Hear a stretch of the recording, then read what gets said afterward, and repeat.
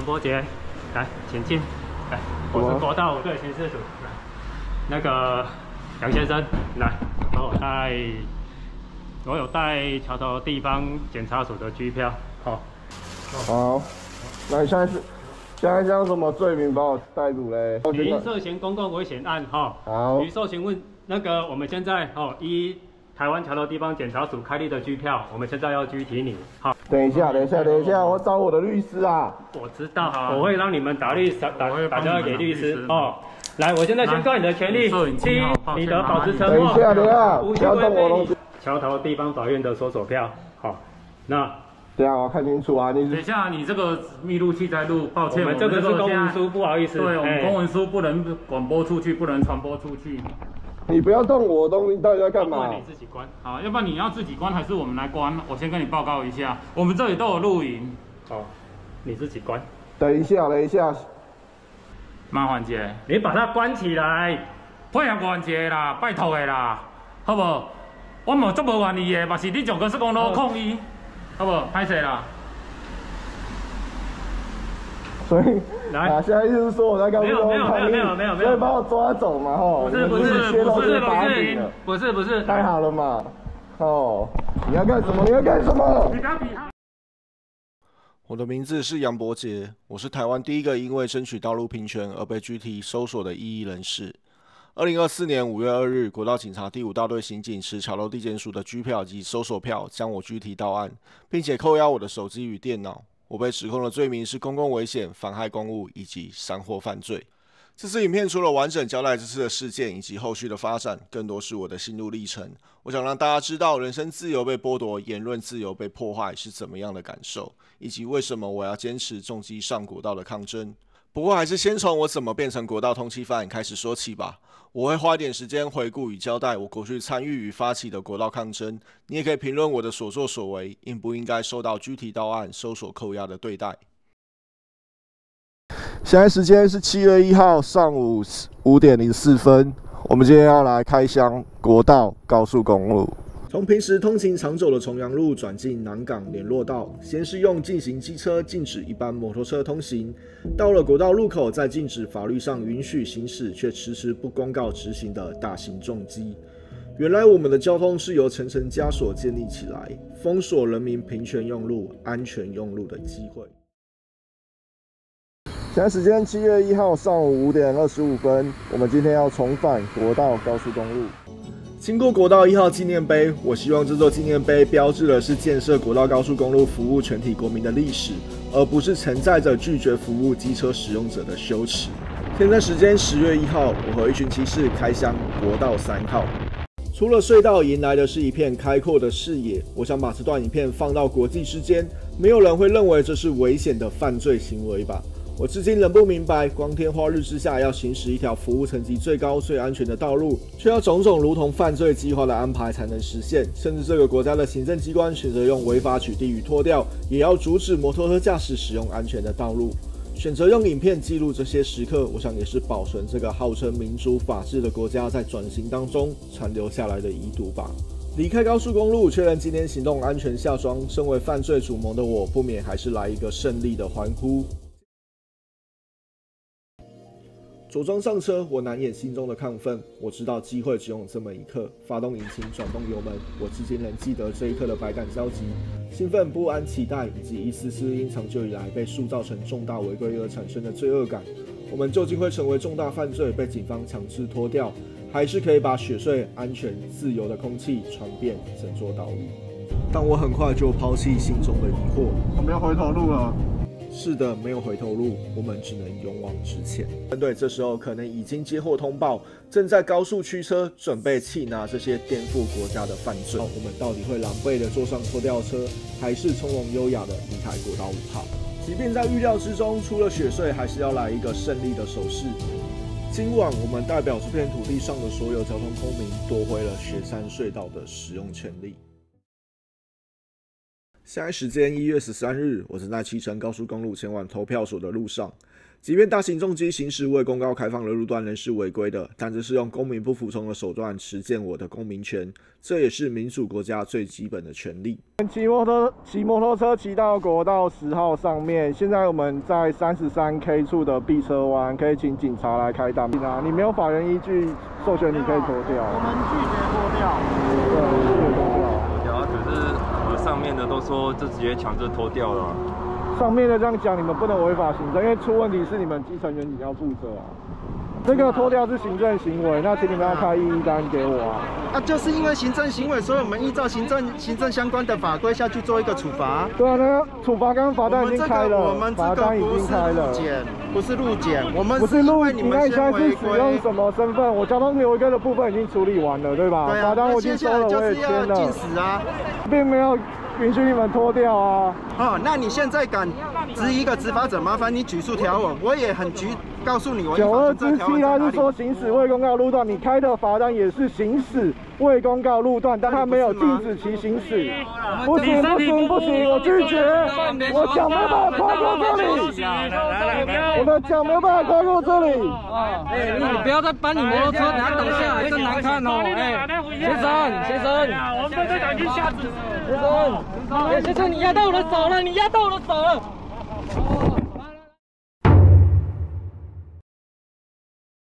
，2022年的7月1日到7月4日，公民团体重新发起重机上国道的抗争。其实相关的抗争活动已经沉寂了5年，自2017年以来就没有任何公开的行动。这次预计有上百名骑士响应，高公局也指挥国道警察以及地方警力重兵部署在匝道口，全力防堵摩托车踏上神圣的高速公路。我也是响应者之一，从南港骑乘国道5号到坪林，再走郊区道路回到市区，比较封闭式的高速公路跟蜿蜒山路的实际差异。这支影片只是理性的表达诉求，用实际测试显现能行驶高速公路对摩托车骑士的重要性。但我没有料到，这支影片不只换来国道警察用监视器开单，也收获了相当多反制且不理性的留言。这也凸显了2个严重的问题：第一，为何这个国家把摩托车使用高速公路当成重大犯罪在处理，不止事前防堵、事后追杀，3读通过的法律拒不实施，还扩大解释法规，用强制脱掉与监视器增加抗争者的成本，显示法治国家的精神荡然无存。第二是这个国家的人民同样把摩托车使用高速公路视为一种罪恶，甚至不知道摩托车可以使用高速公路已经是3读通过的法规。根据高公局自己的民调，超过70%的受访者不知道相关法规已经修法通过。台湾有密集的高速公路路网，却禁止摩托车使用，这其实不只是侵害摩托车使用者的安全与自由，对摩托车制造以及观光产业都是严重打击，也造成1人汽车增加，浪费能源以及道路空间，让道路更为拥塞。禁止摩托车使用高速公路的利益，其实只被少数人垄断，而不符合社会公益。我们也看到，因为政策的恶意打压，大型重机使用的人数出现雪崩式的滑落。国内因为法规限制，导致重机市场持续低迷的情况下 ，Surfshark VPN 更是必备良药。不管你要出国骑车，或是在家里看剧 ，Surfshark VPN 都可以给我们最佳的选择。由于网络价格常常因为所在的地区不同而有所差异 ，Surfshark VPN 可以帮助我们找到最实惠的机票、饭店。如果像我因为小孩刚出生无法出国，只想购物，也可以利用 Surfshark VPN 连接到其他国家的伺服器，找到各种折扣。如果使用公共场所的 WiFi，Surfshark VPN 也能防止你的密码外泄，更可以防止广告商追踪你的搜寻记录。同个账号也能分享给家人朋友，不必担心长辈上网时泄露个资，帮助全家人挡住网络诈骗。没错 ，Surfshark VPN 最佛心的是可以在不限数量的装置上运行，并且支援 PC、Mac、手机、iPad、PS5、Xbox。一人买起来，全家用起来。现在就让 Surfshark 捍卫你全家的资讯安全吧！立刻点击资讯栏连结 surfshark.com/pointofbike 以获得额外4个月 Surfshark 服务。我认为法治国家不应该在政策与行政措施上对摩托车使用者产生实际的差别待遇，也因此我决定继续抗争。我企图用行政诉讼来遏止国道警察违法使用监视器秋后算账的手段，但是一审的法官却认为警察调阅监视器有助于公共利益，且骑乘摩托车未经公告就贸然行驶高速公路，会让其他驾驶无从预期，易生较一般道路严重之风险。这次行政诉讼其实也显示了摩托车不能也不该使用高速公路的偏见，深深植入各个阶层的台湾人心中。体制内无法阻止这样的手段，那也只能继续冲撞体制了。2023年的4月28日，我再一次把摩托车骑上高速公路。这次我用了时间差战术，压了2个月不发片，在7月1日前7天大规模预告我要重返国道。再说一次，这次预告我要重返国道。这次的行动纯粹只是利用社群媒体的效应，用最低的成本去延续议题的曝光度。而且在这一周的贴文中，我多次强调，这只是我个人的行为，不是什么大规模的抗争与集结。没有想到，国道警察局不只事先通知拖吊业者待命准备，居然开设2级专案，并祭出奖励，让第一线的员警专门查缉当天上国道的骑士，甚至指派国道警察第1大队持续监控我的脸书，一直到当天晚上没拦到几台摩托车，才悻悻然地改为3级专案。随后我立即揭晓，这次的行动绝对收不到罚单。在这支影片也说得很清楚了，去年的抗争行动，高公局只要同意以警察护送的方式，让摩托车骑士可以合法的使用一小段高速公路，绝对不会演变成大规模的抗争。而国道警察局不要双重标准，使用监视器秋后算账，同样也不会演变成这次成立专案中心，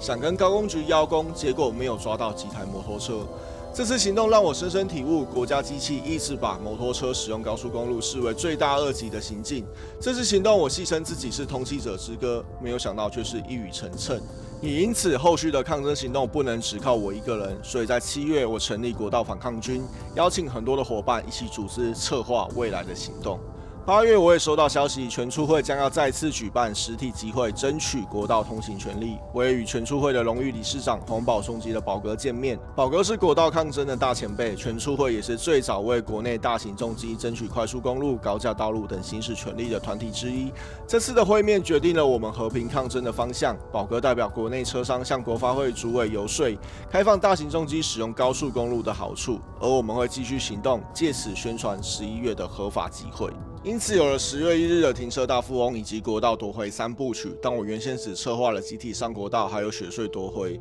出乎意料的是，9月28号那天我走错匝道，正好来到高公局前面，再次把强制拖吊这件事情搬上台面讨论，也因此凑成3部曲。这3次行动其实都是用警方负担最小且不损及公共利益的方式来进行。当我们看到明明是合法的停车大富翁，当天却出动国道警察第9大队的所有警力，不是单纯的维护秩序，而是想要限制我们合法停车的权利。突破雪隧也是采取先拍摄后预告的模式，也就是先骑完高速公路才发犯罪预告。甚至我在直播预告中用了极其戏谑的方式来表达警方重兵防守的荒谬。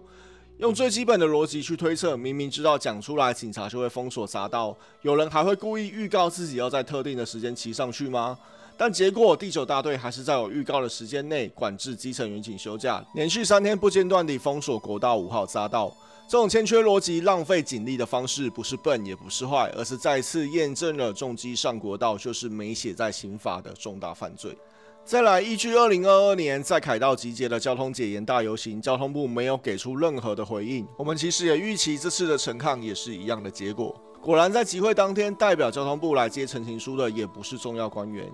因此，我在11月9号在公共政策网络参与平台发起联署，要求高公局在相关条文3读通过12年后，应制定高速公路开放行驶大型重机进度表。注意，我不是要求即刻开放，而是要求制定相关的进度表。高公局至少要告诉国人你们规划的期程吧。这条法规制定到现在，当初参与争取的前辈头发都白了，人的一生到底有几个12年？但是时任交通部长的王国材在联署通过后，马上跳出来说没有时间表。等到高公局正式回应时，同样也是推给地方政府，还有60%民意反对。最后讲讲有赖大型重机骑士逐步改变民众对自身驾驶行为之观感这种干话。而这个制式说法，往后高公局不管是回复什么单位，都是复制贴上。为了抗议高公局荒腔走板的做法，我在投票日发起了骑车上国道返乡去投票的活动。这次活动表明了，这是基于公民不服从的政治参与手段。为目前行政机关不积极作为下，机车行驶高速公路仍属违规，需自己负担行政责任。响应本次活动者必须遵守高速公路相关规定，有义务维持自己与他人的生命安全。没有想到，这次的活动也成为陷我入罪的证据之一。这段期间，由于合法的集会告一段落，我在各地举办车聚来认识更多有志于道路平权的伙伴。第一次在新丰休息站的车聚顺利落幕，但是第2次在花莲认识东部朋友的车聚却诡异的来了3辆警车超前部署。的确，汽车的车距活动，警察也会到场维持秩序，但那些车距活动的规模庞大，可能动辄几百台汽车到场，而我们就是几个人骑摩托车来喝咖啡，抱怨一下台湾的交通环境，这样也要当成聚众谋反吗？再来的春节期间，高雄的国道10号发生了2名骑士误闯高速公路，因为拒绝强制拖吊，结果被扣留在路肩长达6个小时，从早上9点僵持到下午3点，最后才让2名骑士在路肩用牵车、推车的方式离开高速公路。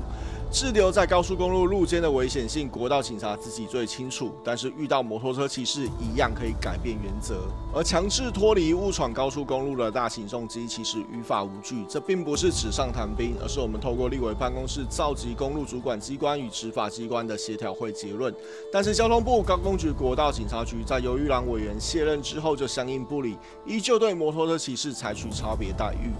所以3月16号，我们来到高雄的国道10号抗议强制拖吊。当天我们已经事先选定相对安全的避车弯，仅行驶40秒就靠边停车，并且主动报警。以上的程序都是高工局与国道警察局主动公告机车误闯高速公路的标准作业流程。我们完全按照高工局的指示，配合签收罚单，只是告知来处理了国道警察第5大队员警，我们并不同意强制拖吊。如果真的要拖，为了保护我们的财产与权益，请依警察职权行使法给我们一张异议单，我们事后用行政诉讼的方式来争取权益。可是现场的警察一下说会给，一下说不给，在我们还没拿到异议单的情况下，先强制执行拖吊程序。我当天会坚持坐在车上，也是为了保护自己的权利。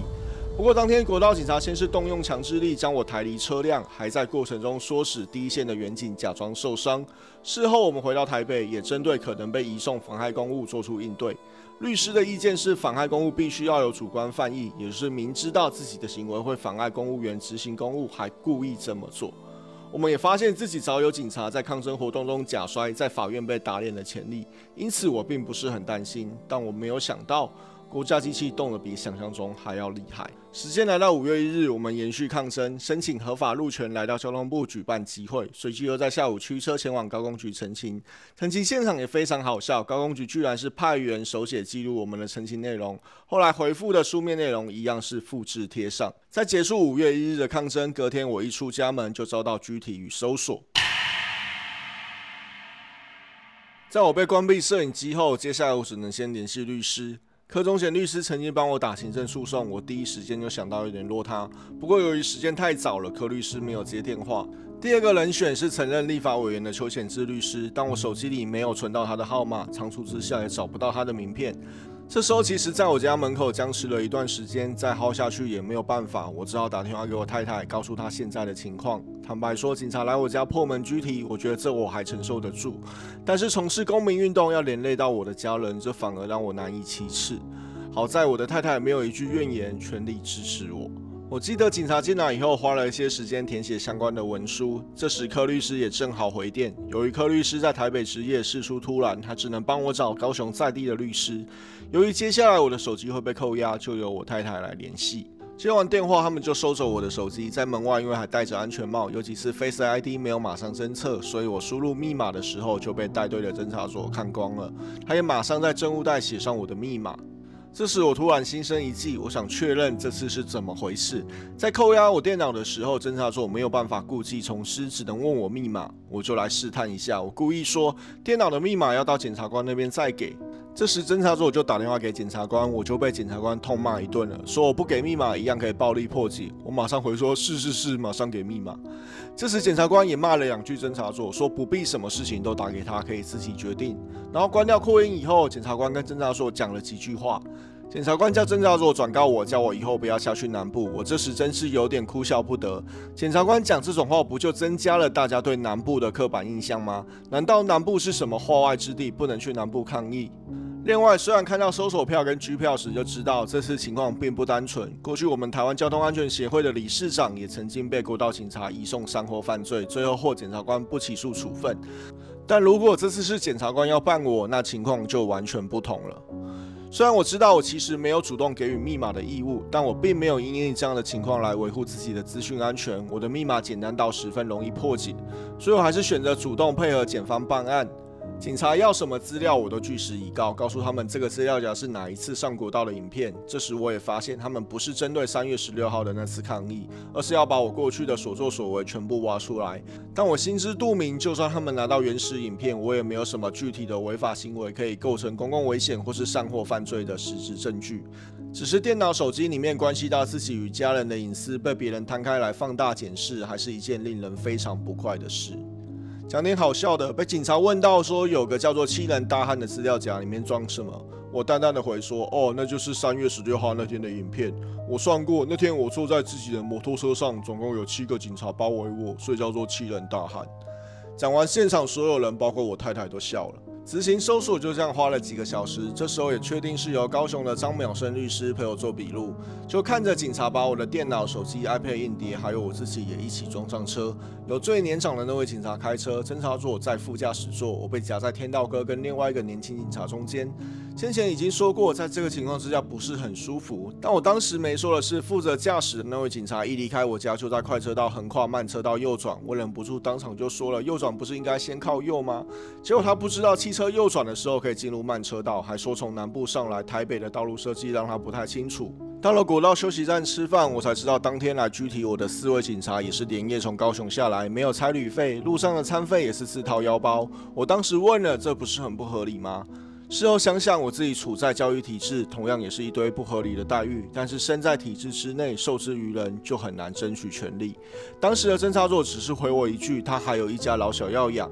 这段对话其实凸显了目前社会制度下的悲哀，无论是军公教还是劳工，都很难站出来争取自己的权益，而愿意站出来的人，不只受政府打压，也还要承受来自其他人的冷嘲热讽。吃完饭继续上路，我有好几次觉得我可能到不了高雄，因为他们赶着回队部做笔录，车速不止快，也常常没有保持该有的安全车距。固定一段时间，天道哥就会拿出口香糖问开车的学长要不要吃，然后他都说不用。国道警察在国道上这样开车，真是有够他妈的黑色幽默。总之，我最后是安全抵达第5大队，而这段期间，我只有在压印指纹、掌纹、拍电影那种嫌疑犯照片时有解下借据，其余时候都是全程带着。我当时一心只想赶快做完笔录，隔天还要回学校上课，并未针对这件事情提出抗议。但我人已经不在押解过程当中，我也没有反抗、情绪激动等情况。国道警察第5大队持续对我使用借据的理由是什么？是未审先判把我当成重刑犯来对待吗？还是这是一种惩罚的手段？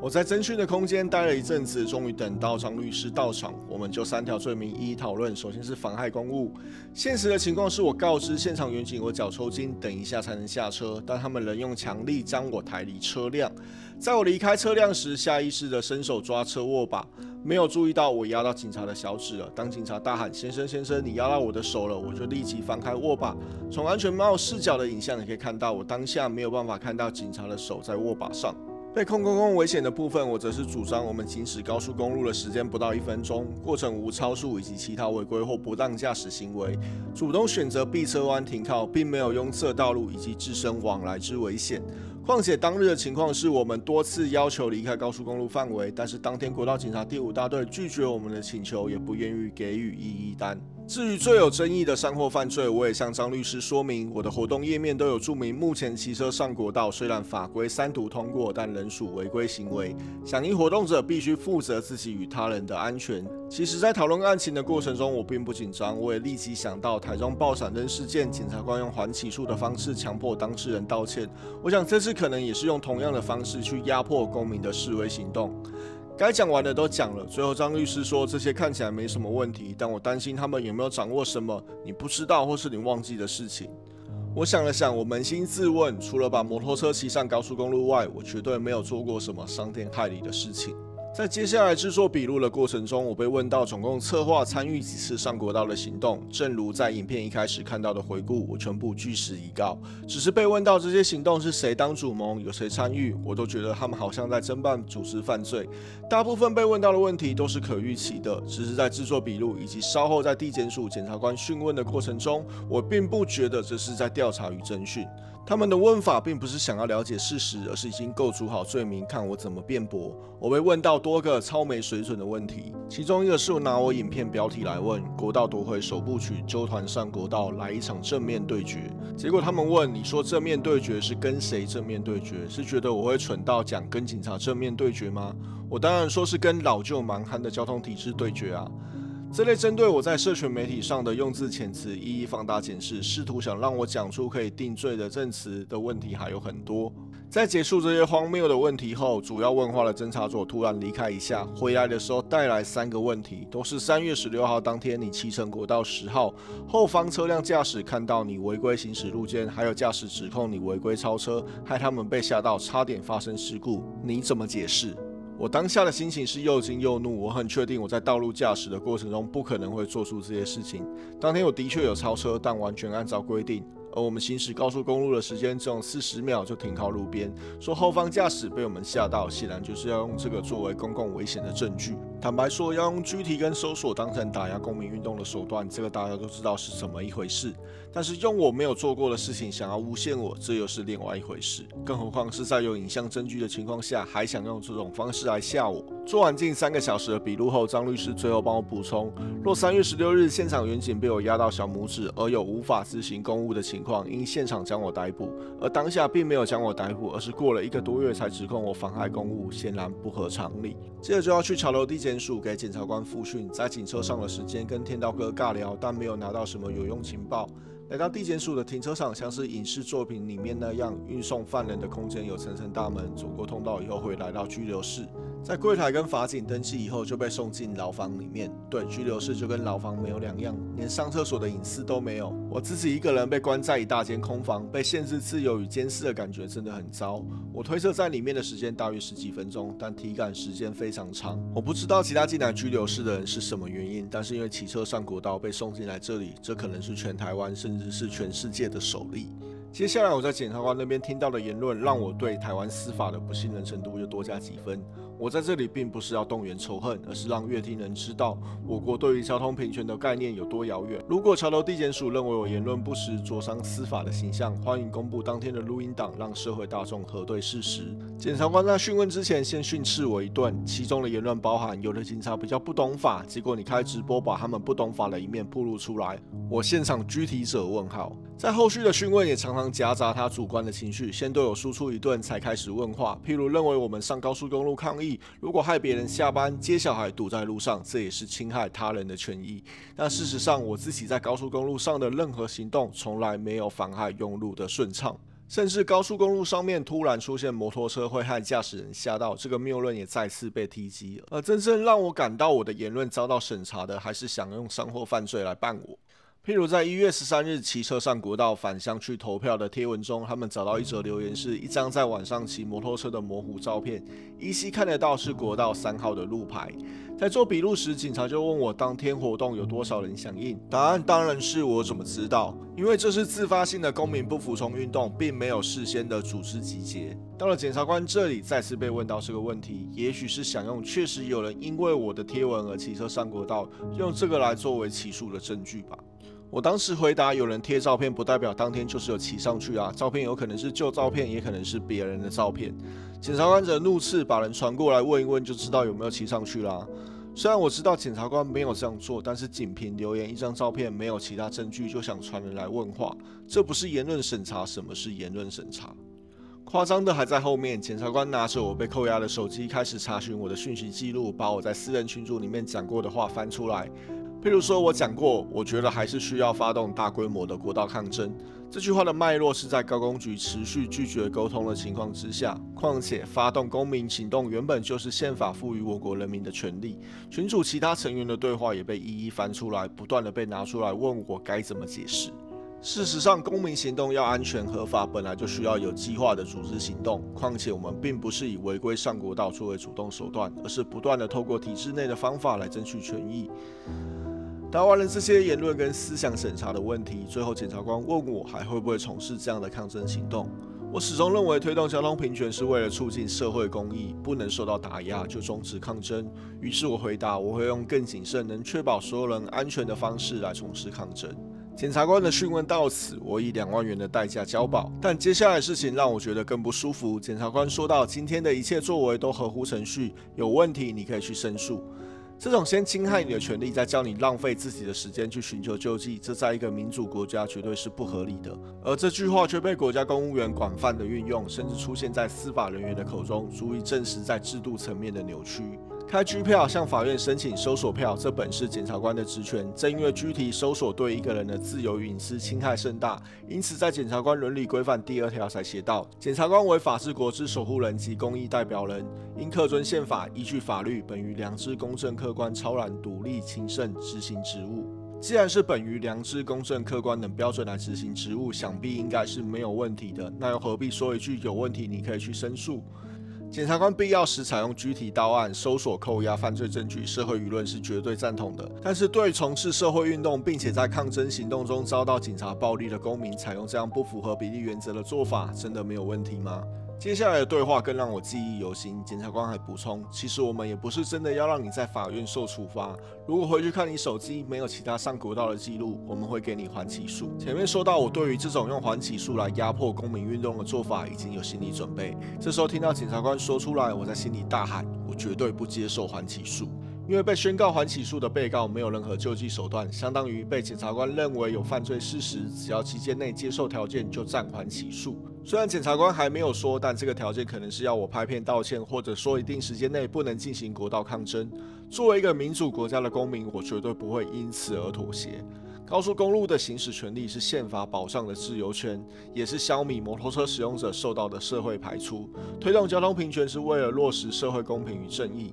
但是如果连我抗争的手段都要被限制剥夺，对于言论自由的侵害，我更不能忍。事实上，高公局透过强制脱掉国道警察透过监视器开单，已经严重打压人民行使抗争的言论自由。如果检察官还是助纣为虐，这是绝对不可接受的。所以我当下已经做好被起诉的心理准备。不止如此，最后我在笔录上签名时，检察官这时拿出手机看到台湾机车路权促进会针对这次拘提的声明。检察官要我过去看看内文，说了类似的话。他们这样发文对你可能没有帮助，明明你们被拘提就跟5月1日的抗争没有关系，不是叫你们把文撤掉，但你自己要想一想。我10几个小时前就被扣押手机，无法跟伙伴联系，基促会的发文跟我有什么关系呢？更何况这只是一篇向群众交代情况的贴文，难道贴文也可以干预司法吗？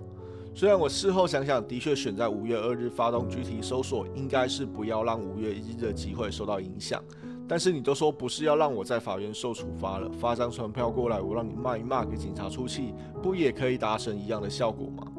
最后步出地检署已经11点多，在那个时间与地点其实是很难叫车的，也因为基促会有发文，才有高雄的伙伴 Jerry 开车来地检署接送我跟张律师离开，我才有办法赶上半夜的客运回到台北。凌晨4点多回到家中，我太太已经把一片狼藉的家里收拾整齐，但我的电脑桌却空荡荡的，只剩下键盘萤幕。那一刻，我感受到庞大的恶意。国道抗争的目的是让议题得到关注，所以我所有国道抗争都是公开影片。扣押我电脑的目的，除了想强加我罪名，同时也是阻止我继续用影片在公共议题上发声。然而，我的频道并不是以国道抗争为主，更多的是交通改革相关的议题。此举无疑是对重大公共议题的侵害。简单盥洗后，我整理一下已知的资讯。这次由检察官主导办案，而这位检察官会关注交通公民团体的贴文以及频道。既然有管道了解公民团体的诉求以及行动，并不是对相关议题一无所知，可是他的态度还是这样不理性，还是用官僚体系的视角来看待社会运动，那代表如果我不做点什么，就只能任人宰割了。这时我也决定，我能接受的选项只用起诉与不起诉。不论检察官态度如何，大规模发动拘提与搜索，不起诉的几率也是微乎其微，所以我也已经有被起诉的心理准备。回到台北以后，首先要去收拾残局。由于是在平日被抓走，我不得不紧急向学校请假，甚至来不及等到校方准假。当然，这种突发状况，学校可以安排临时的代课老师。但是在我教学生涯超过2000个日子，我从来没有这样临时的请假。有重要的事务也是事先安排代课调课。我认为这样对学生的受教权影响甚大，即便没有主动揭露的必要，但我还是第一时间向校长报告这件事情。我很清楚这个举动会影响我工作的存续，不过我也认为没有什么好隐瞒。校长得知以后，看似温暖的安慰我，要我以后换一种方式表达诉求，并说会跟人事主任讨论看看。因为他担任校长以来从没遇过这种事情。回到课堂上，我当天要教的课文是赖和的出狱归家，这是描述赖和因为参与台湾议会设置请愿运动，被日本政府关押24天，出狱返乡后受到沿路群众的热烈欢迎。这首诗写道：茫茫乾坤举目飞，此生盼与世相违。谁知到处人争看，反似沙场战胜归。在备课之初，其实我已经想好这首诗的切入点，如何让国中学生理解当时的时代背景，以及赖和如何争取公平正义。但是自己才刚刚遭遇过类似的经历，那天我在课堂上原本要讲的内容反而说不出口，只能草草说明诗的意思。我不知道是不是因为想到赖和被日本政府逮捕时已经过了100年，而100年后这种统治者打压异议人士的手法始终未变，只是用比较文明的包装来进行。周末紧接着向我的岳父母交代情况，我很抱歉让他们担心了，而我却没有办法向他们承诺这一切都会没事。接着拿到备用手机后，才终于可以跟伙伴们联系，商讨下一步应该要怎么做。我记得开了一个晚上的会，也讲了接下来该做的事情，还有诉讼方向。不过脑袋其实还是一片混乱，因为欲加之罪，何患无辞？想想我被控诉的3条罪名，具体对应的实际作为：第一是被强拉下车时压到警察的小拇指。第二是行驶高速公路40秒吓到其他汽车驾驶，第三是邀请他人主持公民运动，确保活动能够安全进行。这样要去抗辩自己无罪，真的是非常荒谬。这明显就是滥用司法调查作为打压社运人士的手段。那么主战场就不该摆在地检署甚至是法院的攻防，而是要在场外决战。那就要诉诸舆论，让社会大众知道这就是司法迫害。我必须寻求人权组织的支持与帮助，也必须找到民意代表能为我发声。几乎保持粉专天天更新的我，在被拘提过后，只发了一篇文向支持我的群众报平安，之后就一连5天没有发文。并不是我在思考要发什么，而是检察官把粉专贴文、群组对话都列为我的犯罪证据，就连基促会声援倡议者的发文都会触怒他。我很担心，我只要再讲些什么，还会继续受到司法的打压。正当我在水面下默默行动时，我太太因为这1个月都不太舒服，月经也还没有来，决定还是去验孕。验孕的结果是阳性。在收到消息的那一刻，我更坚定自己的意志，为了我的小孩，就算要走到法院，我也要证明自己的清白。而想到我太太是在怀有身孕的情况下，要独自面对我被拘提调查的不安，我更不能被击倒。接下来的这1周，我联络不同的厨师协会以及立委服务处，试图用影片来发声，而我原先用来剪片的电脑也被扣押。我用太太的笔电蜷缩在椅子上，一字一句把5月2号当天我的遭遇与感触写下来，用仅存在云端的一些素材剪辑成一支影片。我知道，如果要在法院打到1审、2审，这会是一场长期抗战。在工作都还不确定能不能保住的情况下，我确实需要募款来取得资源。所幸在影片发布后，募得的金额可以让我重新添购剪辑设备，暂时也可以支应我打到1审的律师费用。于是我继续延请张淼生律师担任我的委任律师，这可能是这次诉讼过程中最关键的决定。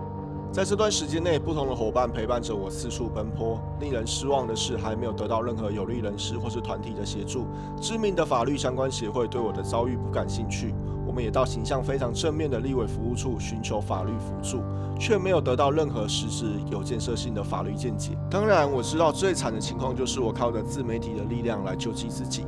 这段过程中，像漂浮在茫茫大海的溺水者，不知道会飘往何处，那种无助感会一点一滴将人吞没。我还是不断地把自己的遭遇透过文字发送出去，终于在5月中有了回应。国际特赦组织台湾分会愿意和我见面，在听过我的叙述以及看到被拘提的影片后，他们愿意协助我，不仅会联络友会一起召开记者会，也会帮我发函给法务部，这无疑是振奋人心的消息。但随后我也收到学校不续聘的通知，我其实并不意外，代理教师本来就是少子化浪潮之下的弃子，教育界的沉浮其实也不亚于交通体系。我在2年前已经离开体制内教育，事实上我会到这所学校服务，也只是因为我原先任职的公司因为经营不善，把整个部门收掉，临时先找一个学校落脚。回到公立学校重操旧业对我来说驾轻就熟，不过在我的教学专业上也毫无成长。如果没有被拘提，在这个时间点，我是非常有余裕去决定职业发展的下一步。但我现在面临司法的打击，还要思考未来的方向，这同样也是一个重担。我这次已经决定这辈子不会回到公立学校了。另外一个选项则是全职来做频道，因为这是最能确保我工作的独立性不会受到诉讼的干扰。当然，我的频道粉专一开始就不是为了能够盈利而经营，我一直都是把经营社群媒体当成扩散议题的手段，所以并没有办法一夕之间就找到商业运作的模式。所以我也求助火花罗火哥以及超级人的布鲁老师，请教他们的看法，这边得到很多宝贵的经验，这也会让我少走很多冤枉路。不过我并没有接下这个决定，因为考量到接下来小孩出生，我还是必须握有稳定的收入。我已经亏欠我太太太多，这次没有办法任性一回。这时有一所我追踪已久的实验学校释出招募教师的讯息，我也知道越早能确定我的落脚之处，我才有心力去准备这场战役。但我很快就遇到2个难题，第一是我要去准备我完全不熟的国小教材与教学方法，第二则是我原本的电脑被扣押了，我只能从云端中去捞一些过时的文件。记得我是在截止日期前拼凑出一份履历，同时间我也为了记者会备战，包括撰写声明稿、释出我被拘提当下的影片，把抗争的时间线做成图表。我其实还是不知道我是怎么在睡眠不足的情况下维持正常的教学品质，又能挤出时间做完这些事。忘了说，我当时服务的学校在5月的时候还把没有正式教师要做的业务丢给我，因为被他们过度压榨的年轻代理教师也做不下去了。这个5月也许是我人生当中最黑暗的一个月，但也因为沐浴在黑暗中，我才能感受到光明。虽然这些感触是我必须独自面对，但我却不是踽踽独行。患难见真情，也许可以具体而微的表达家人、朋友、学生，甚至是未曾谋面的支持者给我的帮助吧。6月3日，我收到新学校的录取通知。6月4日，我发布具体现场影片。6月5日，召开记者会。记者会的前一晚，张律师特地北上过夜。如果当天再上演一次到府抓人，他可以立即支援。好，各位媒体朋友，大家好，我是通勤者之歌，我是一位交通安全、道路平权的倡议者，也是一位国中教师。这3年来，我透过经营频道与粉专来传递交通知识。我期望自己可以向学生示范如何参与公共事务，并且在与社会沟通的过程中，可以让我们的下一代渐渐脱离交通地狱。我并不是仰赖流量为生，靠着哗众取宠来盈利的网红，而是一位从事正当工作，利用我业余时间投入路权运动的交通公民。在过去的1年来，我除了参与筹备行人路权的环路渔民大游行之外，我也发起了数场大型重机上国道的公民运动。因为重机上国道已经是3读通过12年的法规，可是时至今日却从未实施。我们重新提示内的合法手段，包含游说立委、发起提案联署以及集会游行，但都没有得到主管机关的正面答复，甚至连一场公听都没有举办过。也因此，我们只用采取公民不服从的方式，借由违规骑乘高速公路，让相关议题来曝光，与更多用路人进行社会沟通，并且透过宪法诉讼、行政诉讼来取得权利的救济。然而，在5月2号当天早上6点，我要出门上班的时候，却被4个警察持拘票及搜索票将我逮捕。拘票的理由并不是因为我传唤未到，而是认为我嫌疑重大，并有灭证串供的可能，不需传唤可以进行拘提，并且警方开始扣押我的手机、电脑、硬碟，紧接着我就从台北被押送到高雄。在警局做完笔录，在桥头地检署开完羁押庭，裁定交保候传，已经是深夜12点。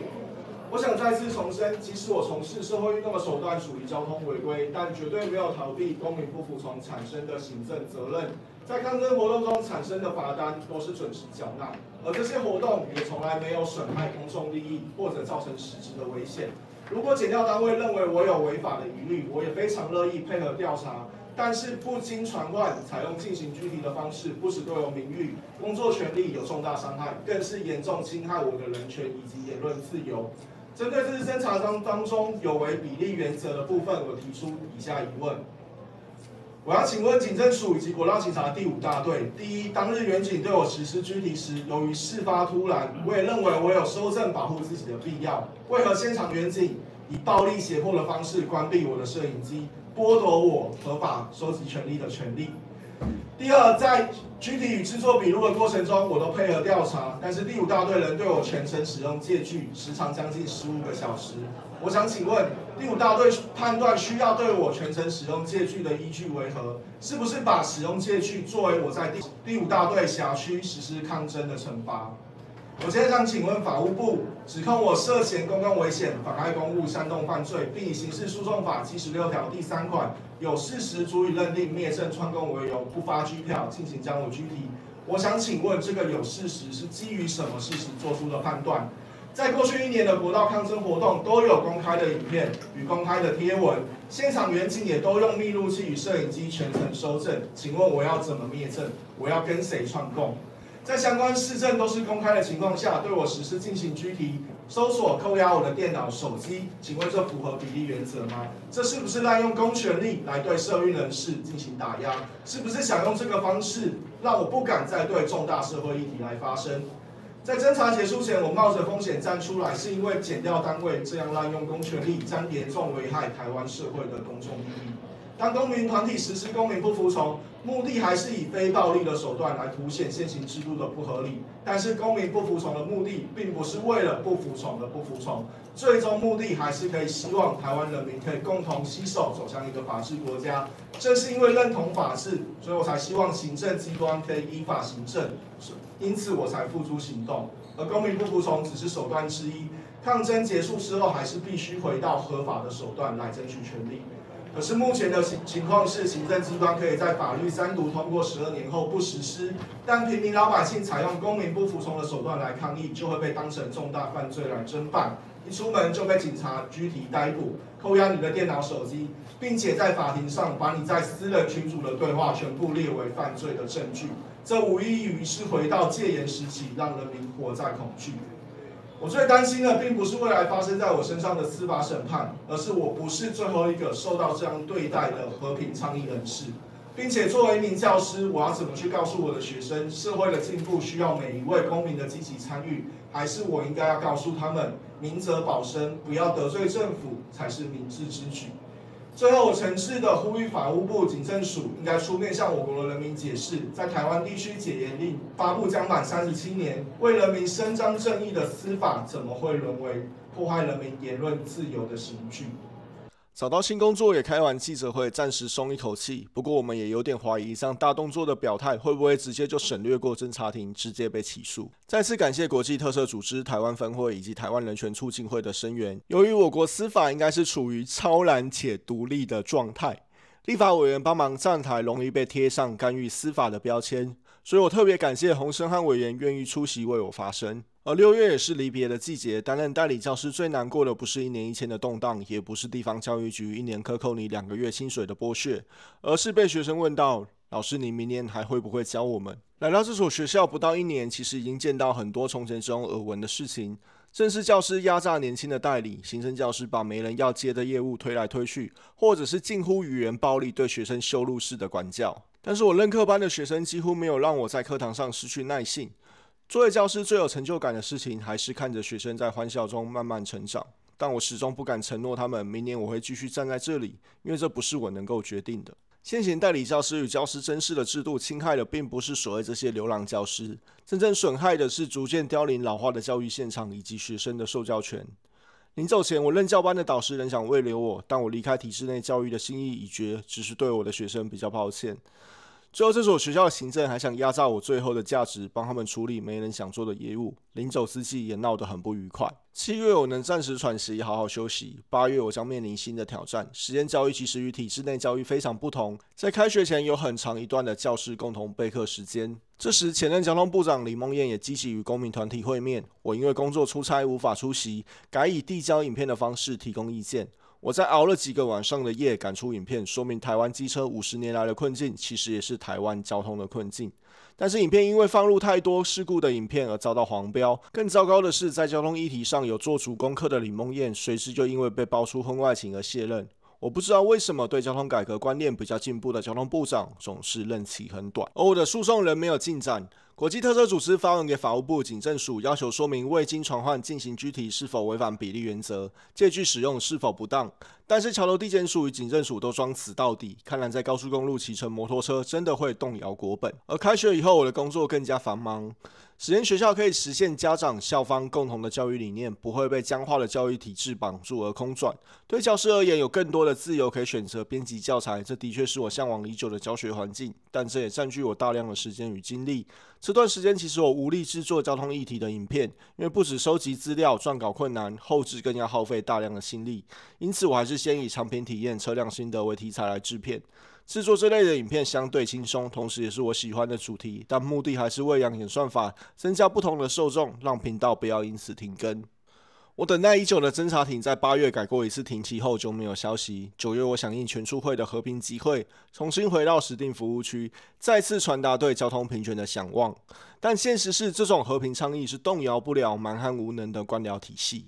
等待开庭的这段时间，我们也还是继续准备未来的法庭攻防。但是要我相信台湾目前的司法是超然且独立的，就像要相信台湾交通官员对摩托车没有偏见一样的困难。侦查的时间拖延这么久，我们当然也知道这是另一种手段，去遏制我们进行高速公路的抗争。虽然我的案件确定被转侦字号，不会用行政签结来保留未来随时可以重启调查的可能，但是我们还是很担心这段时间不开庭，或是开了侦查庭没有进度，不断消耗我从南到北的时间与移动成本。诉讼还没有解决，我的小孩也出生在即。面对这一些不确定性，其实我是靠着大量骑乘摩托车来舒缓我的心情。在7月过后，通勤里程骤减，但是假日跑出来的里程还是非常可观。骑摩托车有助于身心健康是基于科学研究的事实，但显然在台湾使用摩托车不只要面临高风险的交通环境，还得背负原罪跟恶名。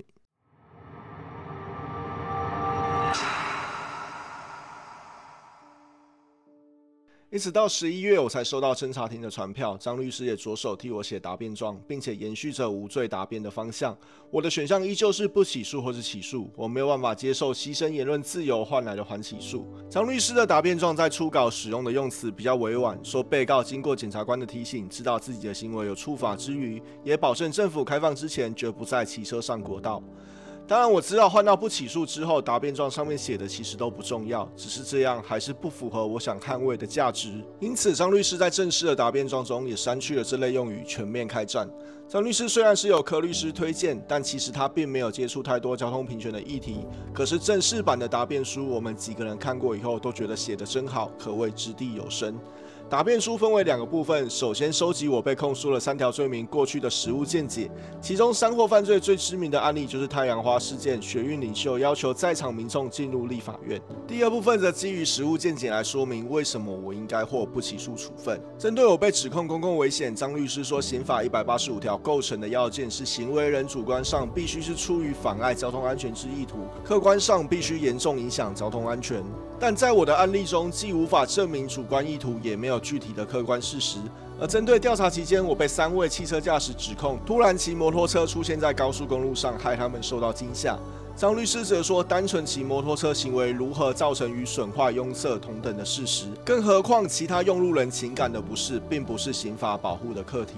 再来最有力的说法，正是大型重机上国道已经是12年前3读通过的法规，那就代表其大型重机上国道并没有使不特定人陷入危险的可能，否则一方面法律3读通过行使的可能，另外一方面却由刑法所禁止，无异于法律本身自相矛盾。再者，我骑车上国道也是针对政府在法律3读通过后消极不作为，在穷尽所有手段行使公民不服从的权利。骑上国道以后，按照高工局、国道警察局宣导之方式，主动停靠路肩，并请警察前来开单。如果按照行政机关指示的方式行使公民不服从的权利，这样会构成公共危险的要件，那无疑只是保护国家行政政策的运行，而不是保护公共安全。至于妨害公务就更好笑了，妨害公务必须要有主动的意图，并且积极妨碍公务员执行职务。既然我们当天是主动停靠高速公路，主动通知警察来开单，为了要行使行政诉讼的权利，到底哪里有妨害公务的意图与故意？再来，卷证资料内根本没有妨害公务的具体事证。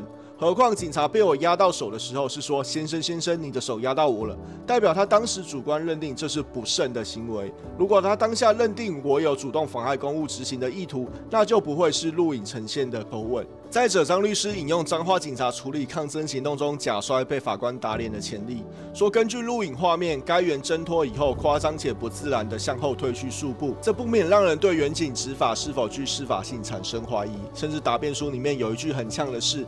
难道军属没办法综合从被告的行为判断被告根本无反抗之意图吗？一方面请警察主动来开单，一方面又对警察动拳出脚，显然与常理相距太远。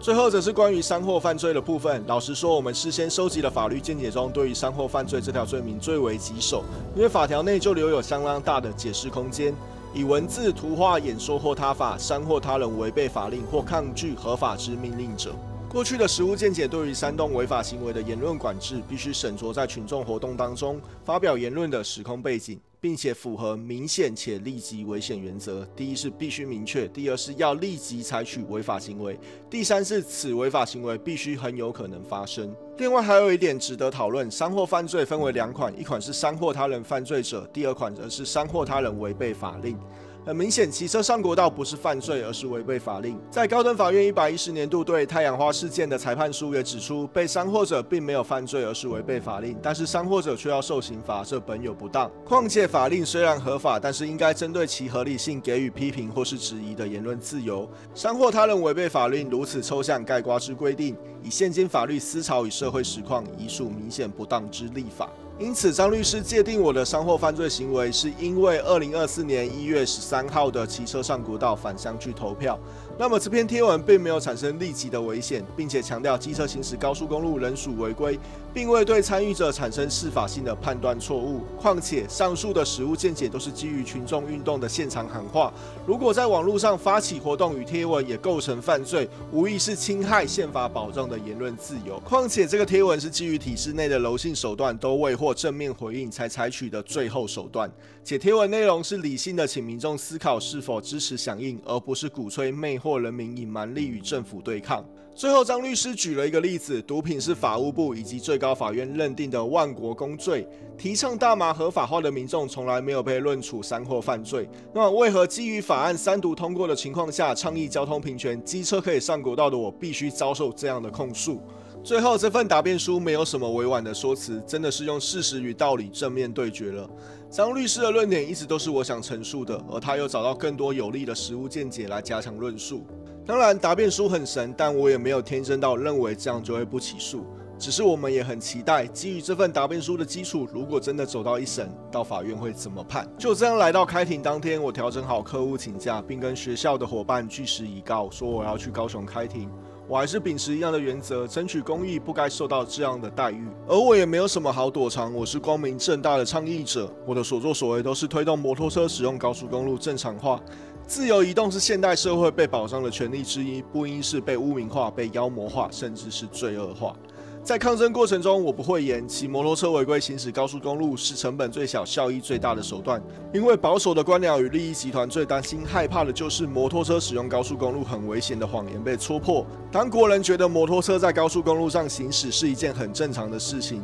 他们就无法继续享有垄断高速公路的红利。但这只是手段之一，我从来不是为了上国道而上国道。我所属的相关团体也不断透过合法集会、游说民意代表以及政府机关、行政诉讼等等的手段，从体制内最不起争议的方式来争取权利。但这些合法的手段从来不会受到交通部高工局的重视。开庭当天一上完课就赶着搭上高铁，到桥头地检署报到完以后，上一庭还没结束，我们站在庭外听到检察官怒斥咆哮的声音。当然我知道会弄到进法院的人在法律常识上都很有问题，饭后态度可能也很不好。检察官每天要面对这些人，因而失去耐心也是可以理解的。但我不知道的是，在检察官的眼中，我是不是也是法治意识不足、饭后态度恶劣的刁民呢？张律师看看我说：“你等一下要小心了。”等待期间，我只能在群组讲一些言不及义的垃圾话。上一庭终于结束，进到侦查庭里面，跟上一次差不多。坐定以后，检察官拿出一本比我硕士论文还厚的装订文件，里面是我手机里面私人群组转译的截图。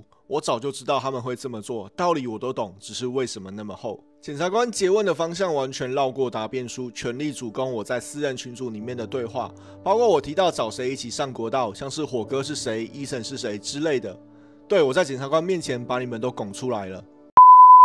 还有我在什么时间说了什么话，甚至还有3月16我被拖下车以后，群组其他成员说要冲国道10号的对话。虽然检察官的语气还算平和，这一次没有什么情绪化跟不理性的言论出现，但我被问到中间，我真的觉得答辩书他不好反驳，想用私人群组的对话来定罪，所以还是用很不耐烦的语气回答报告检察官。这个对话的脉络是，检察官也听出我的不满，不过没有因为我这样而生气，继续往下问。接着问到一题是我在群组花式列出各种上国道的方法，譬如注意2台游览车掩护，跟在大货车附近从北往南看多久会被拦查，或是伪装成警察在大白天骑上去。我倒是没料到这些异想天开的想法也会被抓出来问，我就说这些都是群组里面的垃圾话，这些方法都不可行，因为太离谱了。讲完，检察官复述笔录，他自己都笑了。问到一个段落，检察官终于拿出答辩书，他跟张律师说，里面写的东西他都很认同，但是，对，就是这个但是，他拿上一次我们台湾交通安全协会理事长被移送山货犯罪而不起诉的案例来讲，检察官并不认同当时的不起诉处分。走到这里，的确如我们预期，有操作空间的就是山货犯罪。检察官接着说道：“公共危险跟妨害公务，这都给你们不起诉处分。”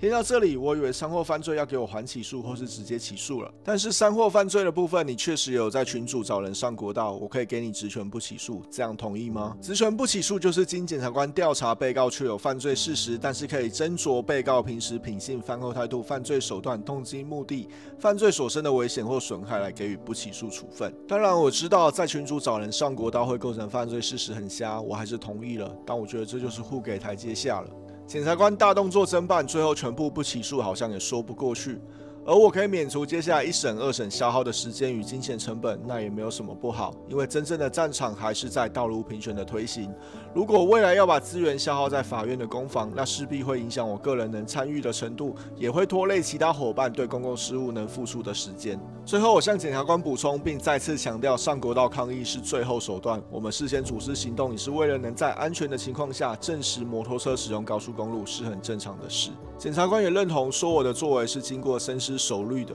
我还是希望基于这样的互相理解，能够渐渐落实交通平权。在回高铁站的车上，张律师很为我开心，我固然喜悦，但是仔细想想，在这件事情上消耗了难以计算的成本，最后才还我清白，其实也是绕了一大圈。不管这件事是国道警察第5大队觉得被我开直播揭露比较不懂法的那面，愤而移送给检察官，检察官也想帮警察出气，还是有更高层级涉入指示，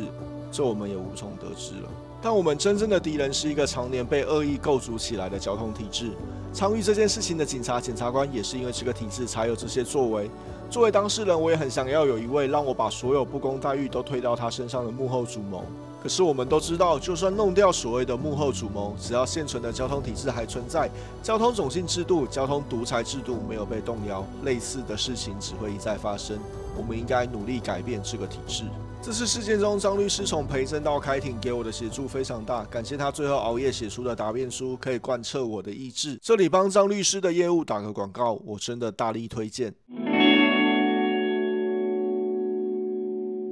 感谢你能把我的故事听到这里，我这里就不再多谈我被具体搜索合不合理，简单的说一句，今年在国道上开到车子没有的保时捷阿姨堵塞国道一个车道将近1个小时，被开罚单时还冒名顶替他人，最后公共危险罪被起诉也被判刑，但他也只是被要求到案说明。多次被我调侃甚至冲康的国道警察第1大队对我投票日那天骑上国道，其实并没有使用监视器来开我罚单。最后说一下为什么我放弃对3月16号那天对我动手的警察提告强制罪。回到我被拘提当天，其实在关掉摄影机后，第5大队的员警对我还是保持一定程度的尊重，并没有因为拿到拘票、搜索票就对我实施报复。既然我家里搜索有认真确实的执行公务，但也不是翻箱倒柜式的追杀，甚至他们也没有违法扣押我当时正在录影的相机或记忆卡，让我继续持有警察上门拘提的影片。且因为手机被扣押，我其实是想带一台运动相机下去，想说从地检署出来以后可以记录一下。不过带队的侦查所多次请求我不要带下去，因为进到地检署法警通报上去，他还是会被骂。当天在检察官问完话以后，我在拘留室等待交保，他也过来关心我，所以我还是相信他们并不想这么做。况且提告还是基层来扛，要求警察假摔，坚持不给异议单，要我们上拖吊车的高层还是不会被追究。虽然我被带了10几个小时的戒具，这就不知道是忘了拿下来，还是高层的授意了。虽然我放弃刑事提告的权利，但是针对3月16日国道警察没有给予异议单，以及强制拖吊不合法规的行政诉讼，也正在进行中。事发以后，其实不止一位朋友跟我说，南部的警察跟北部做事方法不一样。我也想起被拘提那天，检察官透过侦查所转告了那句，叫我以后不要去南部，要我心无芥蒂，实在很困难。但是在获得不起诉之后，我随即又下高雄3天，要为学生们踏查校外教学的材料。漫步在高雄的土地上，看到了这座城市不同的面貌。我想起了上一次环岛时，美浓的悠闲，雾台的壮阔。这次看到了前镇渔港移民渔工的日常，在盐城看到了岁月推移的痕迹，受到不公待遇的愤恨顿时也烟消云散了。这3天都是想着好想骑车再来一趟高雄。摩托车骑士叛逆不羁，但我们正因为深爱这片土地，才用轮胎写下属于自己的足迹。如果能够选择，我还会不会上高速公路抗议？答案是我愿意牺牲自己的自由，换取和我一起生活在这片土地的用路人移动的自由。这里是通行者之歌，感谢你的收看。